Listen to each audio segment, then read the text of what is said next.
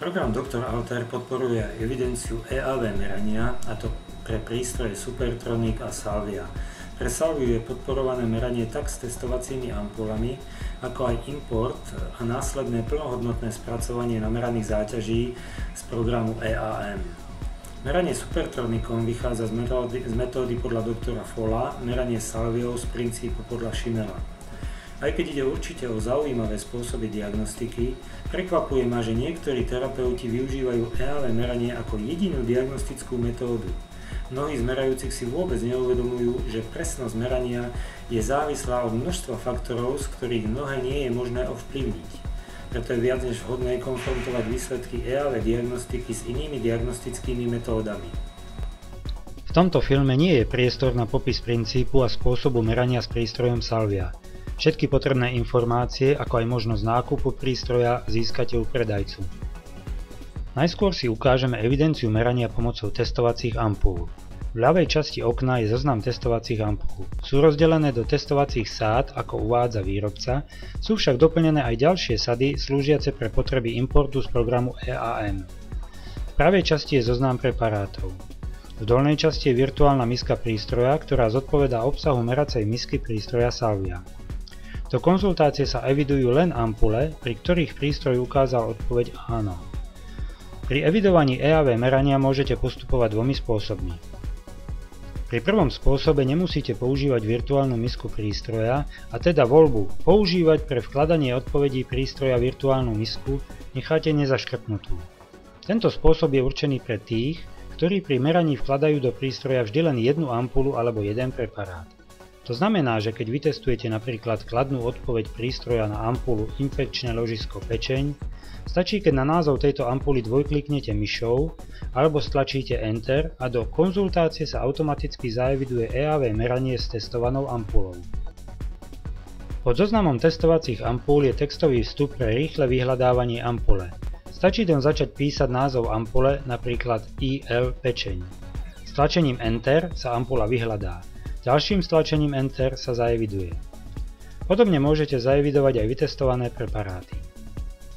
Druhý spôsob je určený pre tých, ktorí využívajú pri meraní kombináciu viacerých ampúl v miske prístroja, napríklad IL pečeň plus vírusová záťaž plus preparát antivír. V tomto prípade je potrebné používať virtuálnu misku, pričom jednotlivé testovacie ampule sa budú vkladať najskôr do tejto virtuálnej misky a až potom kliknutím na tlačidlo Zaeviduj obsah misky sa vloží do konzultácie zápis, ktorý bude obsahovať ampule aj preparáty z virtuálnej misky. Po zaevidovaní sa obsah misky automaticky vymaže. Ak potrebujete niečo v zozname testovacích ampúl zmeniť, kliknutím na tlačidlo Uprav zoznam sa otvorí zoznam testovacích ampúl, v ktorom môžete vykonať požadované zmeny, prípadne doplniť alebo vymazať ampule. V prípade, že terapeut nepoužíva testovacie ampule, ale namiesto nich využíva program EAM Set, prenos záťaží, ktoré nameral týmto programom do programu Dr. Altair je veľmi jednoduchý. Keď v programe EAM ukončíte meranie, kliknutím na tlačidlo Uložiť ako v pravom dolnom rohu obrazovky a zvolením umiestnenia súboru záťaže TXT sa namerané záťaže vyexportujú do tohto súboru. Ďalším krokom je naimportovanie súboru záťaže TXT do programu Dr. Altair. Kliknete na tlačidlo Import nameraných záťaží z programu EAMV. V otvorenom okne najskôr zadáte umiestnenie súboru záťaže TXT. Do tabuľky sa zapíšu namerané záťaže a ak sú pre jednotlivé záťaže definované pravidlá importu, teda vzťah záťaž z EAM a ampula z Dr. Altair, tak sa k záťažiam priradia ampule, z ktorých sa pri zápise do konzultácie použijú texty z polí príčina, fitoterapia, strava a poznámka.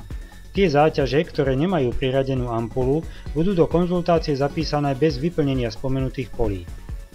Pravidlá importu si môžete veľmi jednoducho doplňať podľa potreby. V programe sú preddefinované importné pravidlá najmä pre tie záťaže, pri ktorých je jasná príčina v konkrétnom orgáne. V záťaži IL pečeň je priradená ampula IL pečeň, ktorá má v príčine uvedený orgán pečeň. Týmto sa zabezpečí, že aj EAV meranie s programom EAM bude pri analýzach korektne vyhodnotené. Vlastný zápis naimportovaných nameraných záťaží z programu EAM do konzultácie urobíte kliknutím na tlačidlo Zapísať do konzultácie. Z priebehu zápisu sa vytvára log, ktorý zachytí prípadné chyby alebo upozornenia.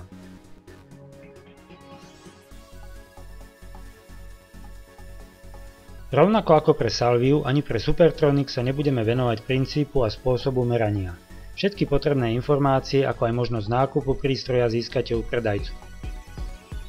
Evidencia EAV merania prístrojom Supertronic je navrhnutá tak, aby bola prehľadná a nápomocná pre začiatočníkov, ale aby aj profesionálom poskytla čo najkomfortnejšiu prácu. Nakoľko jednotlivé generácie prístroja Supertronic majú rôzny rozsah meracej stupnice, je potrebné pri prvom spustení programu vo voľbe prístroj vybrať ten správny typ. V ľavej časti sa zobrazuje zoznam meracích bodov. V zozname sa nachádza 181 meracích bodov. Terapeut si môže nové body pridávať. Meracie body sú rozdelené do dvoch skupín. Prvú skupinu tvoria meracie body pre základné meranie, určené pre poradcov. Ide len o kontrolné meracie body.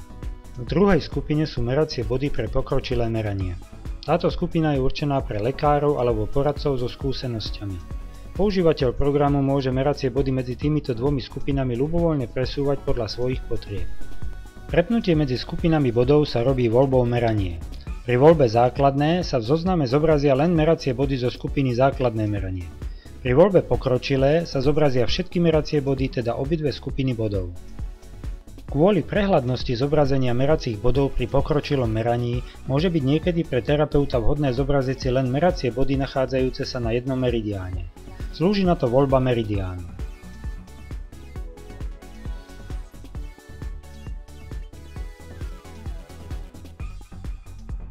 Pre každý merací bod sú zobrazené 3 polia.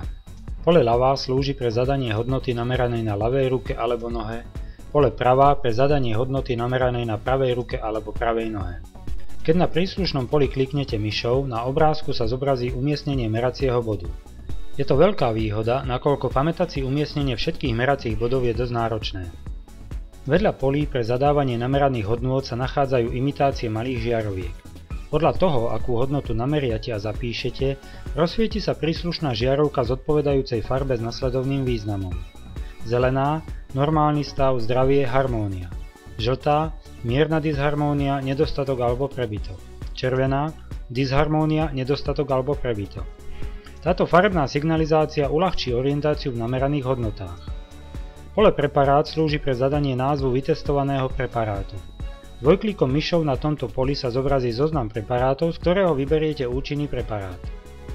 Terapeut má k dispozícii všetky merania z predchádzajúcich návštev. Vybraním dátumu návštevy sa zobrazia príslušné namerané hodnoty. Pre porovnanie nameraných hodnôt od jedného meracieho bodu slúži graf, ktorý zobrazíte kliknutím na tlačidlo s ikonou grafu prislúchajúce vybranému meraciemu bodu.